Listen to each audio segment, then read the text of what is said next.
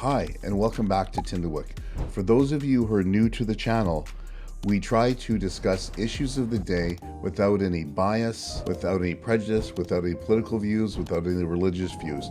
We try to use critical thinking that analyzes the data and information about any said topic and try to come to a conclusion on that issue for the day. In this series, we're dealing with propaganda and how propaganda is used to influence our lives. In the previous episode, we discussed how influential organizations like BlackRock, Vanguard, and State Street control and shape the flow of information around us and how they influence what we know and believe. In this episode, we will explore the overt control tactics of media and government with respect to misinformation, disinformation, hate speech, and conspiracy theory, all used for the purpose of societal control. Don't forget to subscribe to the channel, like the video, hit the notification bell so you don't miss any episodes. Your likes and comments help us to create even more interesting content for your enjoyment and education.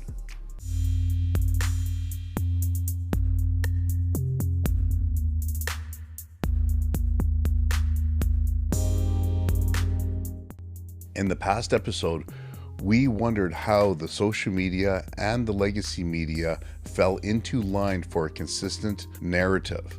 From our analysis of all shareholder groups, now we can see the connection between mainstream media and social media is through the institutional shareholders of BlackRock, Vanguard, and State Street. But more important to notice that these three private equity companies are huge globally.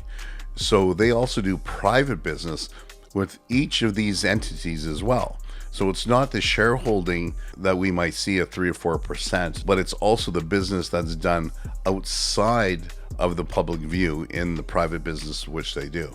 This is where the real control comes. If there is control by either party, you are going to get propaganda along a narrative that is meant to control and manipulate you. You can see why the fight right now is over the concept of misinformation, disinformation, etc.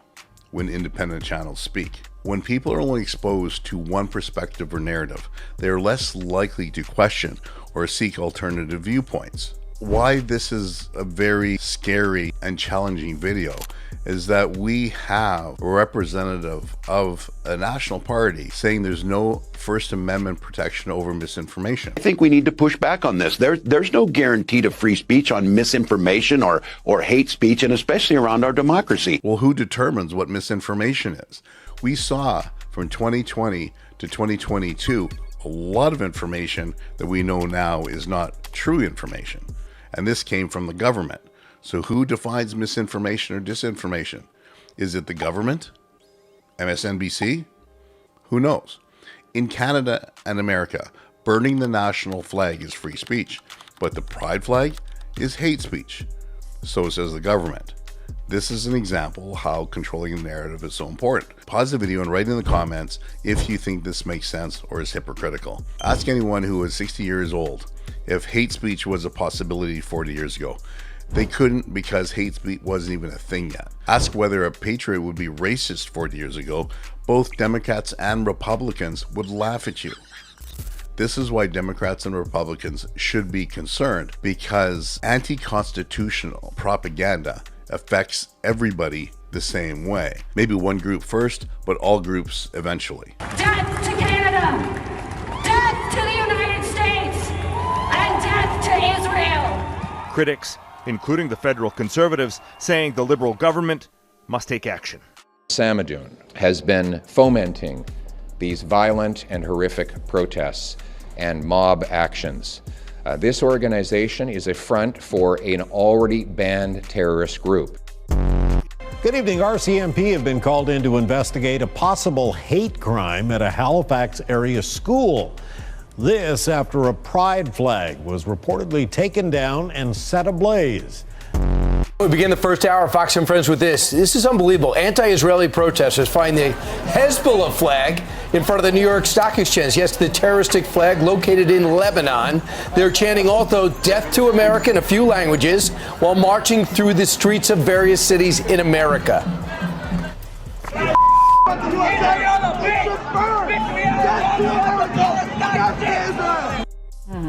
Protesters jamming up traffic for hours on the Brooklyn Bridge, some even burning the American flag. Look at that. Arrested for burning a pride flag is now being charged with committing a hate crime. That's according to the Story County attorney. 30-year-old Adolfo Martinez allegedly burned a pride flag outside a bar in Ames near Duff Avenue. Police say he stole the flag from a church and set it on fire in front of a bar while shouting threats. He was originally charged with disorderly conduct and reckless use of fire. Today, the Story County attorney says after reviewing the evidence, though, she intends to charge this as a hate crime, and she'll also be notifying federal authorities about the case. Now, personally, I don't feel burning any flag solves anything. It does expose irrational thinking, which is opposite to critical thinking, but for some people, it makes sense to use a flamethrower over a constructive argument.